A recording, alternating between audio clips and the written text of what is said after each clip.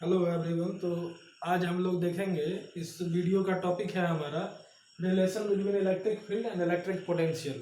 Electric field और electric potential के बीच का रिलेशन देखेंगे। तो चूंकि ये हमारा छोटा वीडियो होगा, इसमें सिर्फ हम रिलेशन के का चर्चा करेंगे। इलेक्ट्रिक फील्ड और इलेक्ट्रिक पोटेंशियल के बीच का रिलेशन का चर्चा करने जा रहे हैं हम लोग। तो इलेक्ट्रिक फील्ड और इलेक्ट्रिक पोटेंशियल का कहानी हम ये एज्यूम करके चलेंगे कि आप जानते हैं, लेकिन हम फिर भी थोड़ा सा एक समरी बता देते हैं आपको इलेक्ट्रिक फील्ड और इलेक्ट्रिक पोटेंशियल का।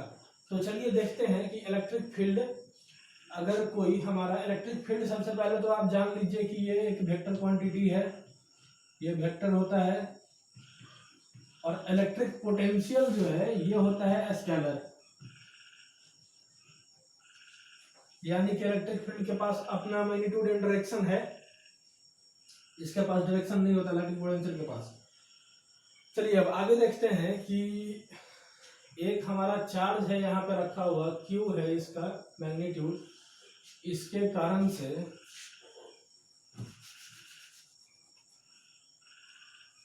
कारण से यहाँ पे एक पॉइंट है, मान लीजिए जेड नाम दे दिए इसका, और इसका डिस्टेंस है यहाँ पे आर डिस्टेंस पे है ये।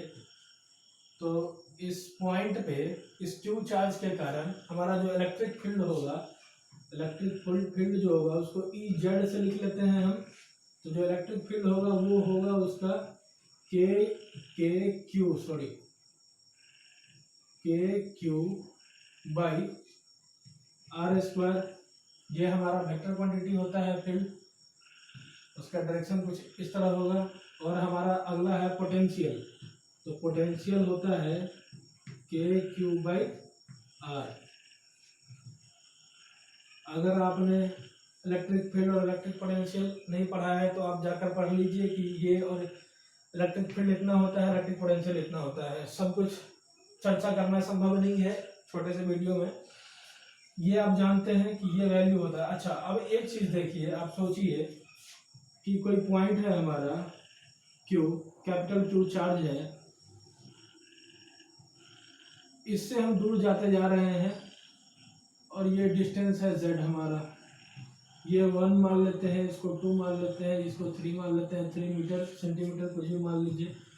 इस क्यू चार्ज के कारण इस 1 मीटर के बाद, 2 मीटर के बाद, 3 मीटर के बाद जो हमारा पोटेंशियल होगा, पोटेंशियल क्या क्या होगा, V1 क्या हो जाएगा हमारा के क्यू बाई 1, V2 क्या होगा हमारा के क्यू बाई 2, उसी तरह V3 क्या हो जाएगा हमारा, V3 हो जाएगा के क्यू बाई 3। इस तरह से हम लिख सकते हैं कि V1 is greater than V2 is greater than V3। मतलब इस तरह का हमारा रिलेशन कुछ आ रहा है। यानी कि ये जो हम लिखे हैं कि एक क्यू चार्ज है, इससे जब हम दूर जाते जा रहे हैं कि जेड पॉइंट इधर बनाया है, इसके बीच में हम एक मीटर, ये 2 मीटर, एक 3 मीटर एक पॉइंट ऐसे ही आर्बिट्रेरली हम कुछ मान लिए हैं। तो पोटेंशियल जो है इस पॉइंट पे ये के क्यू हो गया हमारा, और 2 पॉइंट पे के क्यू बाई 2 हो गया, क्योंकि आप जान रहे हैं कि के क्यू बाई आर होता है। तो आप देख लिए कि पोटेंशियल हमारा घटता जा रहा है, पोटेंशियल जैसे जैसे इससे दूर जाते जा रहे हैं पोटेंशियल घटता जा रहा है। या आप इसी को कह सकते हैं कि इस क्यू चार्ज के कारण जो इलेक्ट्रिक फील्ड होगा उसका डायरेक्शन कुछ इस तरह से होगा। अच्छा, तो हम ये कह सकते हैं कि इलेक्ट्रिक पोटेंशियल जो है हमारा, इलेक्ट्रिक पोटेंशियल या पोटेंशियल बोलिए, potential decreases in the direction of electric field. Potential decreases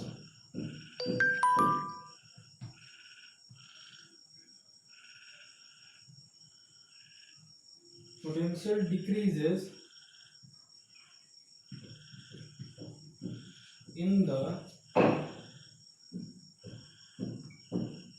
direction of electric field. अब देख लिए यहाँ कैसे पोटेंशियल डिक्रीज कर रहा है। इस पॉइंट पे जो पोटेंशियल होगा उससे इस पॉइंट पे कम, फिर इस पे जो यहाँ पे जो पोटेंशियल होगा उससे इस पॉइंट पे कम। तो ये हम देख लिए। चलिए देखते हैं कि relation between electric field and electric potential देख रहे हैं। तो अब यहाँ पे हम एक इस तरह से इससे हम निकाल लेते हैं, इस पॉइंट का नाम दे देते हैं ए, इस पॉइंट का बी। हमारा फील्ड जो है इलेक्ट्रिक फील्ड ई अप्लाइड है, इलेक्ट्रिक फील्ड ई अप्लाइड है। इसको थोड़ा बड़ा करके बना लेते हैं। एक पोर्शन कट कर लिए, नाम दे दिए ए बी। यहाँ पे चार्ज है क्यू बी पे, इलेक्ट्रिक फील्ड जो अप्लाइड है ई है वो। अब ऐसे में हमको ये चार्ज क्यू को बी पॉइंट से ए पॉइंट पे लाना है, और इसमें हम देखेंगे कि वर्क डन क्या होगा हमारा। तो चलिए पहले देखिए, इलेक्ट्रिक फील्ड ई अप्लाइड है और यहाँ पे चार्ज है हमारा क्यू। तो इस चार्ज क्यू पे हमारा इलेक्ट्रिक फील्ड ई अप्लाइड है, तो इलेक्ट्रिक फील्ड ई के कारण जो हमारा फोर्स होगा वो हो जाएगा क्यू ई हो जाएगा हमारा फोर्स। तो अब आप जानते हैं कि हम इलेक्ट्रिक फील्ड और इलेक्ट्रिक पोटेंशियल के बीच में देख रहे हैं कि क्या रिलेशन होगा। आप जानते हैं कि V इज इक्वल टू होता है W/Q।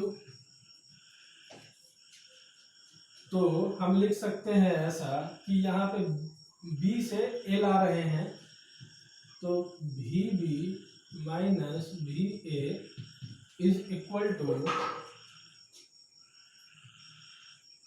वर्क डन B से A लाने में, B से A लाने में और डिवाइडेड बाई Q, ऐसा हम लिख सकते हैं। अच्छा ठीक है, अब वर्क डन क्या होगा, चलिए पहले ये कैलकुलेट कर लेते हैं। तो वर्क डन हमारा हो जाएगा, फोर्स इनटू डिस्प्लेसमेंट होता है वर्क डन, ये हो जाएगा F S cos theta. Force है हमारा क्यू ई, ठीक है। ओ सॉरी एक चीज, और यहाँ के बीच का मान लेते हैं कि हम डिस्टेंस है डेल्टा आर, ठीक है। तो डेल्टा आर लिख लिए। अच्छा अब देखिए हमारा डिस्टेंस, फोर्स जो है हमारा, इलेक्ट्रिक फील्ड जो है हमारा ये ई, इसका डायरेक्शन है इधर से इधर, और हमारा जो ये क्या कहते हैं डिस्प्लेसमेंट वेक्टर जो हुआ वो इस तरफ से इस तरफ की ओर, बी से ए की ओर।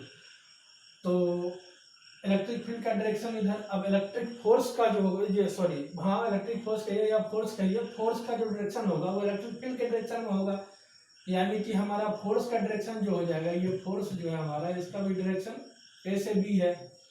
और हमारा ये जो डिस्प्लेसमेंट वेक्टर है, डिस्प्लेसमेंट वेक्टर जो है, चलिए इसको हम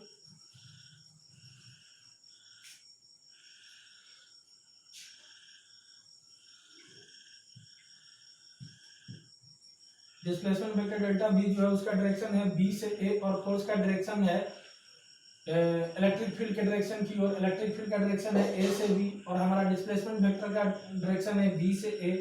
तो इन दोनों के बीच में यानी कि फोर्स क्यू ई जो है हमारा, फोर्स जो है, फोर्स भी वेक्टर होता है, तो फोर्स और डिस्प्लेसमेंट, फोर्स हमारा इलेक्ट्रिक फील्ड के डायरेक्शन में यानी कि इधर से ए से बी की ओर, और डिस्प्लेसमेंट वेक्टर जो है हमारा बी से ए की ओर। तो दोनों के बीच में 180 डिग्री का एंगल है।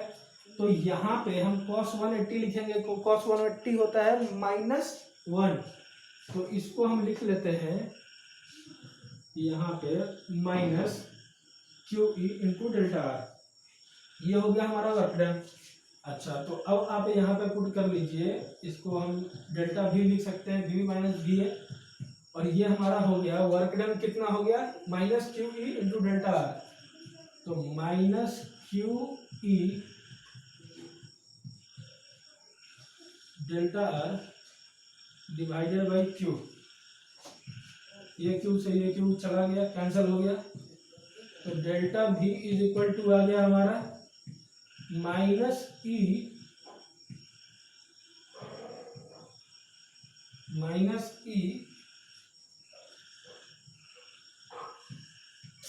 Into delta are.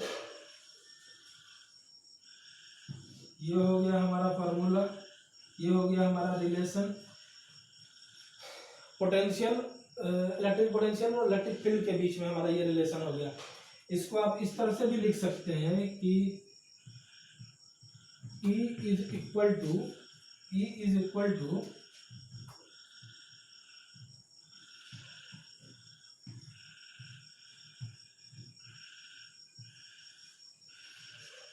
ये भी हम लिख सकते हैं।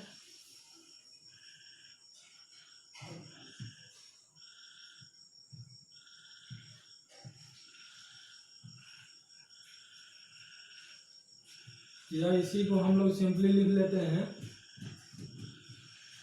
E is equal to V by R.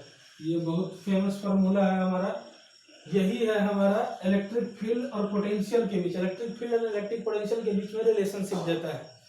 ये आपने देख लिया, यही है जो मैंने टॉपिक शुरू किया था कि इलेक्ट्रिक फील्ड और इलेक्ट्रिक पोटेंशियल के बीच में क्या होता है रिलेशन। तो हम लोग कैसे प्रूव किए, ये कैसे लाए। सबसे पहले तो एक ये कोई कंडक्टर मान लीजिए या कुछ भी, इससे हम 2 पॉइंट मार्क कर लिए ए एंड बी मार्क कर लिए। ये है हमारा डेल्टा आर है, ये क्या हम लिख दिए थे डेल्टा आर ही था, दिख रहा था बी की तरह डेल्टा आर है। तो और डेल्टा आर डिस्टेंस हो गया, फोर्स हमारा हो गया अब is equal to Q E, Q charge है यहाँ पे, ई था हमारा इलेक्ट्रिक फील्ड, तो इस चार्ज पे इलेक्ट्रिक फील्ड के कारण जो फोर्स लगेगा वो क्यू ई होगा, फोर्स हो गया हमारा क्यू ई। अच्छा, इलेक्ट्रिक फील्ड का डायरेक्शन था ए से बी की ओर, तो फोर्स का भी डायरेक्शन हो जाएगा इलेक्ट्रिक फील्ड के डायरेक्शन की ओर। हमारा डिस्प्लेसमेंट वेक्टर जो है हम बोले थे कि बी से ए लाना है हमको, बी माइनस बी ए किए हैं, तो बी से ए ला रहे थे, तो डिस्प्लेसमेंट का जो हमारा डिस्प्लेसमेंट वेक्टर का जो डायरेक्शन हो गया वो हमारा बी से ए हो गया, और फोर्स का डायरेक्शन इधर, तो डिस्प्लेसमेंट वेक्टर का डायरेक्शन इस तरफ और फोर्स का डायरेक्शन इस तरफ, दोनों 180 डिग्री हो गया। तो हमारा यहाँ पे F S cos theta minus Q E into R हो गया, और इस तरह से हम प्रूव करते हैं, निकालते हैं relation electric field and electric potential के बीच में। ठीक है, तो थैंक यू।